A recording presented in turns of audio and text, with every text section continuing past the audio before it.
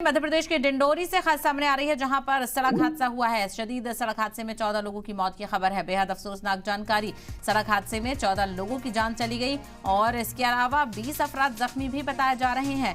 बेकाबू पिकअप गाड़ी पलटने से यह हादसा हुआ है। चौक प्रोग्राम में शिरकत करने के बाद ये मुसाफिर लौट रहे थे और बड़झर के पास ये हादसा हो गया तो पिकअप गाड़ी हादसे का शिकार हो गई। बेकाबू होकर पलटने से 14 लोगों की मौत हो गई। माननीय विधायक सब उनके साथ हैं और माननीय मुख्यमंत्री जी के प्रतिनिधि के रूप में मैं यहाँ पे उपस्थित हुई हूँ। वाकई में ऐसी स्थिति देख कर के मुझे खुद भी बहुत दुख हो रहा है। और माननीय मुख्यमंत्री जी ने जो हमारे जो मृतक परिवार हैं उनके लिए उन्होंने 4-4 लाख रुपए की घोषणा किया है और जिला प्रशासन की ओर से रोगी कल्याण की तरफ से हमने 20-20 हज़ार रुपया उनके परिवार को देने का घोषणा किया है। क्या जानकारी लगी हादसे की, कैसे हुआ ये हादसा?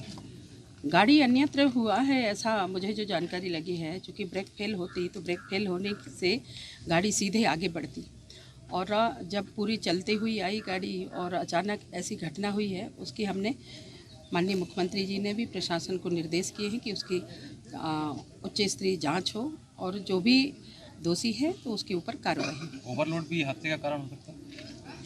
क्योंकि ये परिवार की जिस तरीके से मैंने यहाँ आने के बाद पता चला कि एक परिवार की चौक बारसा का कार्यक्रम था और जाते समय तो इन लोगों ने अच्छे से गए हैं। वापसी में इन लोगों ने एक तो ओवरलोडिंग भी थी और पूरे परिवार के लोग थे। जिस तरीक़े से ये बता रहे हैं कि पूरे परिवार के लोग थे। 3-4 लोग उमरिया के थे, बाकी लोग एक ही परिवार से एक ही गांव से 7-8 लोग थे। तो ऐसे सभी ऐसे 4-5 गांव के जो परिवार के जन थे वो सभी लोग वहाँ पे उपस्थित थे। कौन से समाज परिवार के थे?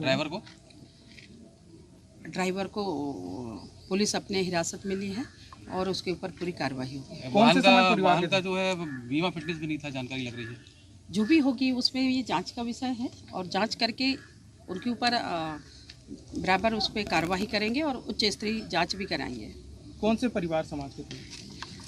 आदिवासी समाज के थे और जितने बैठे हुए थे वो सब भी आदिवासी थे और जो वाहन चालक था वो भी आदिवासी था।